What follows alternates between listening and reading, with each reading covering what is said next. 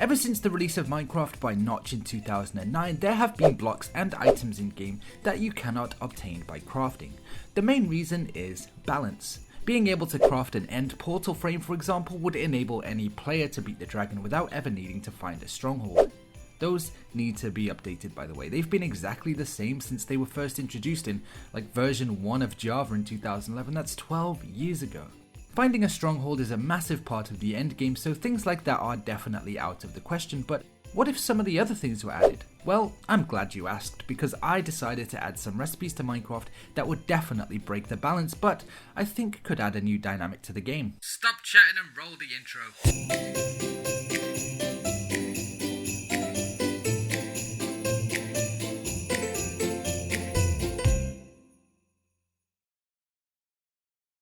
Everyone likes travelling and exploring every corner of their little slice of virtual landscape, and what better way to do it than on horseback? But horses can be very open to attack from skeletons and need some protection every now and again. Horse armor is invaluable to a steed, so I decided it was high time our pet protection was in our own hands and not up to chance. So, by placing a piece of leather in the center and 5 diamonds like so, you can have your horse looking good enough for a catwalk. I didn't forget the other options too, and by replacing the diamonds with each other material, every type of horse armor can now be crafted. So now my horse is looking good, I'm starting to feel a little underdressed out here. Chainmail is a weird concept.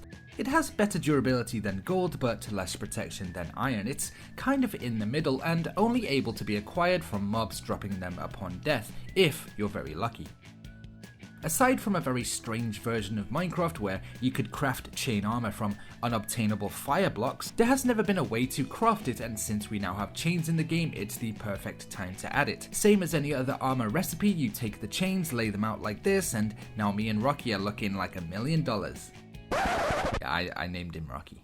Talking of naming your pets, name tags are another item you can only find in scattered chests, and means in order to give your pet the identity they deserve, like Rocky here, you are going to have to look far and wide in dungeons, in strongholds, or mansions, even heading to the end of the game, and nobody wants to battle a dragon just to let people know you are the king of puns, so I have come up with a solution that will save you all the hassle.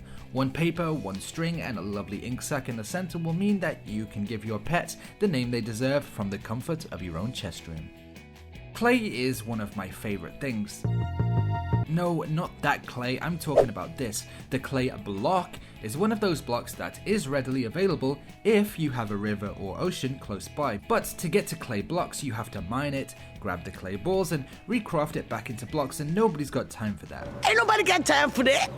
Taking inspiration from cement in real life, we can take 3 sand blocks from your nearest desert, 3 gravel blocks from your nearest everywhere, and combining them with a bucket of water, and hey presto, we have clay. From here you can cook it into terracotta or build the ugliest house I have ever seen, my god.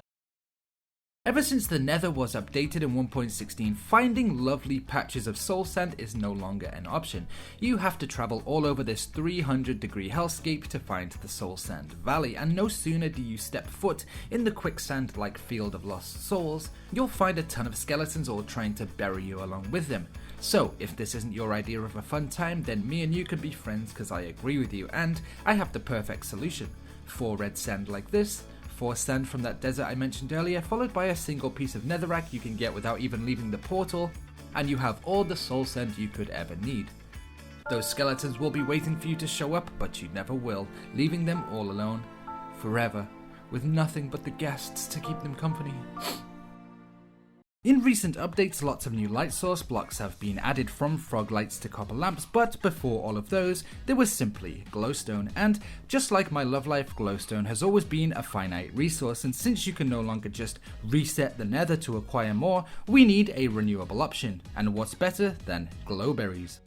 Glowberries grow in the lush caves added during the Caves and Cliffs update and give off similar light to those natural nether chandeliers. So by placing the glowberries on a campfire and drying them out into a fine powder, you no longer have to bridge out across the terrifying lava lake just to get your hands on that beautiful light source.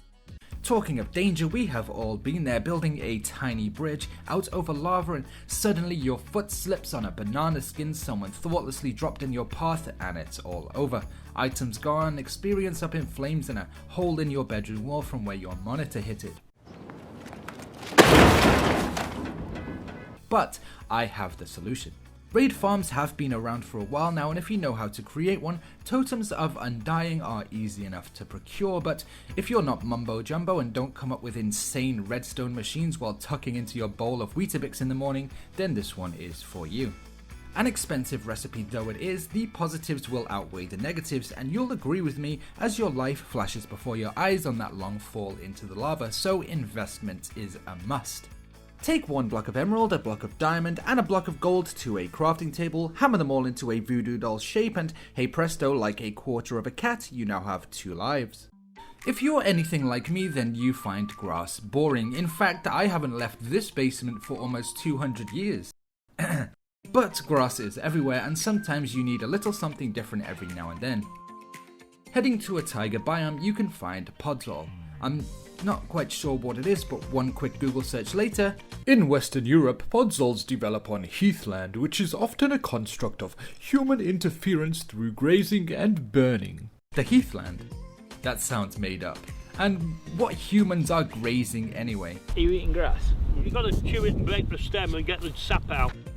I'm getting distracted. By combining 2 spruce saplings and 2 brown mushrooms with a singular dirt block, you have the perfect garden to apparently eat your dinner off.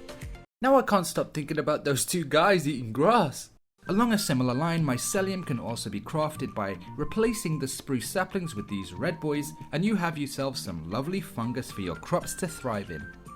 Now I'm sure we've all been in that situation where we are enchanting our gear, getting ready to go and take care of the dragon who dwelleth in the end dimension, when suddenly you run out of levels. Disaster! So now you have to go back down into the mine with your trusty pickaxe and mine ores until your arm falls off. But wait, I am here to save your poor limbs with a recipe from the gods. We take 6 emeralds, 2 diamonds and an empty glass bottle, and before your very eyes the answer to your prayer. Wait, that's it? Okay, well, maybe not the answer to your prayers, but definitely the answer to that enchanting problem. Do you ever find yourself looking around your newly built incredible mansion and think, there aren't enough heads hanging on the walls? And do you know what the answer to that is? Stop thinking weird things, you psycho. But if you are dead set on recreating The Walking Dead and hanging heads all around the place, then this recipe is for you. By grabbing some wither skeleton skulls, just give me a second here.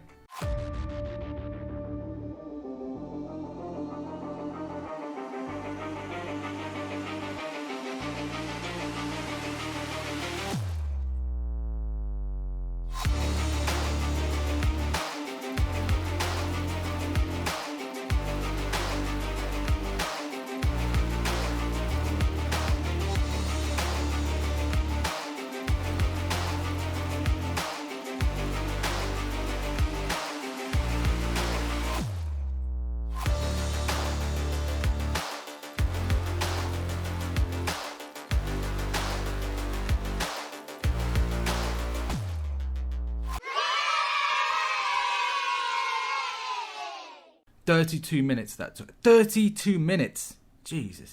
Anyway, with the spoils of your adventure still warm in your pocket, combine them with bones to create a skeleton skull, or rotten flesh to really get that Walking Dead vibe with a zombie head, and now you will never have to deal with unruly neighbours because nobody is going to want to come within 3 miles of you. And to finish off the haul of new recipes, I went a little bit crazy with this one. Spawn eggs. Yep. Who wants to spend a lovely summer afternoon luring virtual cows to your virtual house with virtual wheat when you can spend it in virtual reality swinging virtual sabers at virtual targets instead? What was I talking about? Oh yeah, spawn eggs, right. Now, this one is very OP, so it's gonna cost you. You'll need 1 bottle of Dragon's Breath, 1 Nether Star, 1 Totem of Undying, and 1 Netherite Ingot, and the item of your choice in the center, and you can create a new friend from thin air. If only real life was so easy. So, whether you need a new pig friend or sheep, someone to trade with, or someone to absolutely destroy the world around you, this crafting recipe has you covered. Thank you so much for watching, and I'll see you in the next one.